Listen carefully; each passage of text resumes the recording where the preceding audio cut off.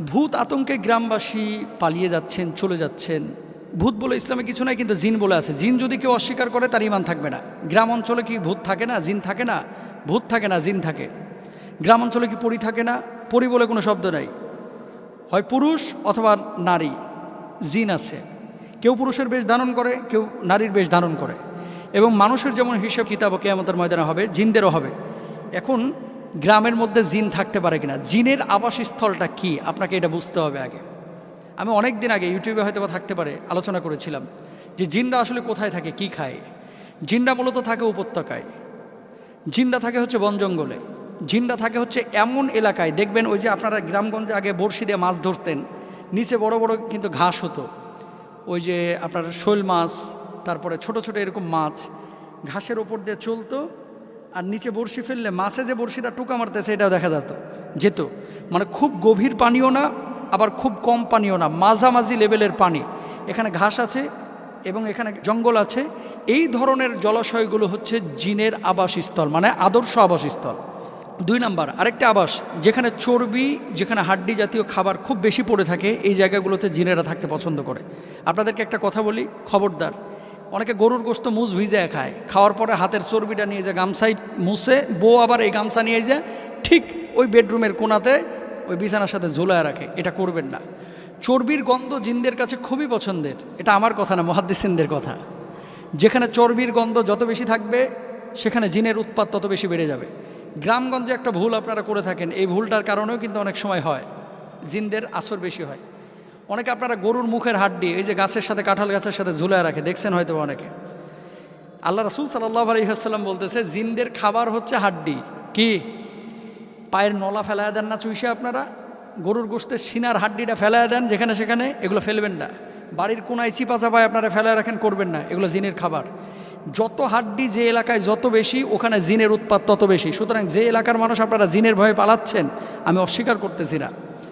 জিনের পেদানি যারা খায় নাই তারা বুঝবে না, বলবে যে এটা আবার কি হুজুর কি কয় না কয়।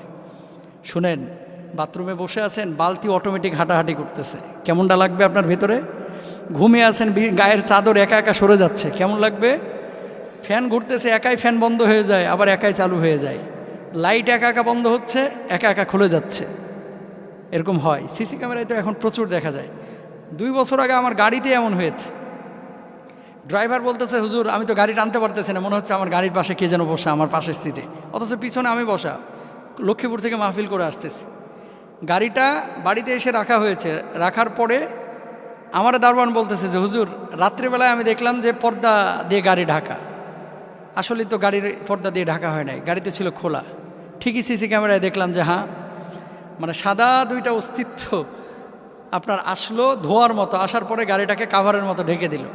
আবার কতক্ষণ পরে তারা দৌড়া ঝাঁপ করে ওই কাভারের মতো ওইটাকে উঠিয়ে নিয়ে চলে গেল, সিসি ক্যামেরায় দেখা গেল।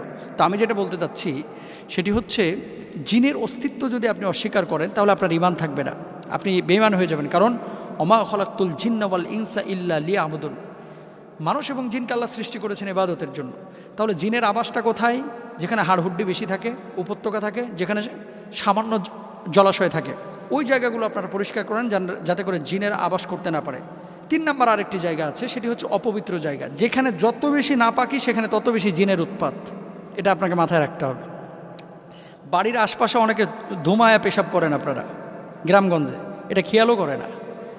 পেশাব করছে বাচ্চা কাচ্চায়, পেশাবের কাপড় নিয়ে যে ওই কোনায় ঠুসে রাখে, এগুলো জিনদের আবাস, এগুলো পছন্দ করে, এগুলো করবেন না। বাঁচার জন্য উপায় কি? তাহলে পবিত্র জীবন ধারণ করতে হবে। হাড্ডি এগুলো ফেলে রাখা যাবে না, জলাশয়গুলো কেটে ফেলতে হবে, সারাক্ষণ পবিত্র অবস্থায় থাকতে হবে, আয়াতুল কুরসি 5 ওয়াক্ত নামাজের পরে বুকে ফুৎকার দিতে হবে। এবং যে সমস্ত এই অঞ্চলগুলোতে, এলাকাগুলোতে আপনারা ভয় পান, সে সমস্ত এলাকাগুলোতে পারলে চেষ্টা করবেন মোবাইলে লাউড দিয়ে সূরা বাকারা ছেড়ে রাখতে। যেখানে জিনের উৎপাত বেশি ওখানে লাউড দিয়ে সূরা বাকারাটা ছেড়ে রাখেন। আপনি তো পড়তে পারবেন না, প্রতিদিন 2.5 পারা তেলাওয়াত করা সম্ভব না। যদি পারেন নিজে পড়েন, নাহলে সূরা বাকারা জোরে করে ছাড়া রাখেন। ইনশাআল্লাহ তাআলা এই ধরনের জিন, ভূত, পরী, পেতনি কিচ্ছু থাকবে না।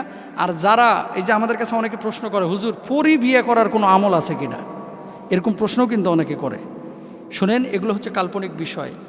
যারা এরকম গল্প উপন্যাসে পড়ে পরীকে বিয়ে করার জন্য অস্থির হয়ে আছেন, এটা সম্ভব না। জিনকে মানুষ বিয়ে করতে পারে না। এটা সুলাইমান আলাইহিস সালাতু ওয়াস সালামের সময় সম্ভব ছিল। সুলাইমান নবীর মা নাকি ছিলেন একজন জিন, স্ত্রী ছিলেন নাকি একজন জিন, এমন বলা হয়, কিছু কিছু বক্তব্য থেকে পাওয়া যায়। রানী বিলকিস তিনি নাকি জিন ছিলেন, অনেকে বলে, কিন্তু এটা আসলে অনেক মতবিরোধ আছে। আল্লাহ তাআলা আমাদের সবাইকে বোঝার তৌফিক দান করুন, সহি আকীদা নিয়ে বেঁচে থাকার তৌফিক